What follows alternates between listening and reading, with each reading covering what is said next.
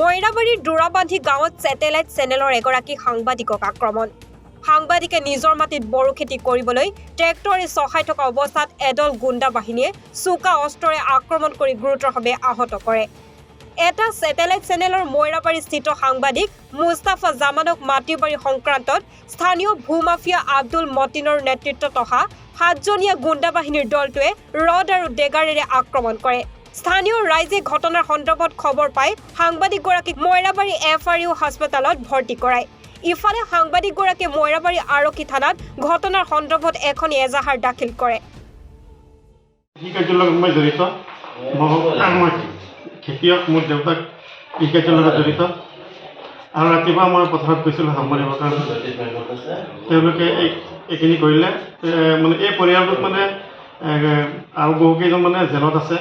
আগতে তেওঁলোকে মাৰ্ডাৰ কৰিছে। সেই বৈভাৱিক দেখুৱাই আছে আমাৰ মাটিখিনি তেওঁলোকক তাতে বিক্ৰী কৰি দিব লাগে। বিক্ৰী নকৰি দিলে মাৰি পেলাব, মাটিত যাব নিদিব, সেইবিলাক তেওঁলোকে আগতে কৈ আছিলে। কিন্তু আজি যেতিয়া পথাৰত গৈছোঁ অকলে পাই সেইখিনি আঘাত কৰিলে। পূৰ্বৰ কিবা আঘাত আছিলে? পূৰ্বৰ তেনেকুৱা একো আঘাত নাই। মানে তেওঁলোকৰ মানে এটা হেৰি মানে আমাৰ মাটিখিনি তেওঁলোকৰ তাতে বিক্ৰী কৰিব লাগে। তাতে আমাৰ 3.5 বিঘা মাটি আছে। এই মাটিখিনি তেওঁলোকৰ তাতে বিক্ৰী কৰিব লাগে। লালি পাৰত আমাৰ মাটি আছে। সেই মাটিৰ সন্মুখেদি অলপ জেগা মানে বেলেগ এজনৰ মাটিৰ সন্মুখেদি গৈছে। সেইখিনি কিন্তু চৰকাৰী ৰাস্তা। তাৰপিছত মই ৰাতিপুৱা গৈছিলোঁ নিজৰ মাটিত হাল মাৰিবৰ কাৰণে। চিকান্দাৰ আলীৰ ল'ৰা 7জন মানে আহি পেলাই মোক মানে আঘাত কৰিছে। আঘাত কৰিছে, উঠাই লৈ আহিছে, ডেগা লৈ আহিছে। আহি পেলাই মই থিয় হৈ আছিলোঁ। প্ৰথমতে মোক গেটা মাৰিলে, বুকুত মাৰিলে।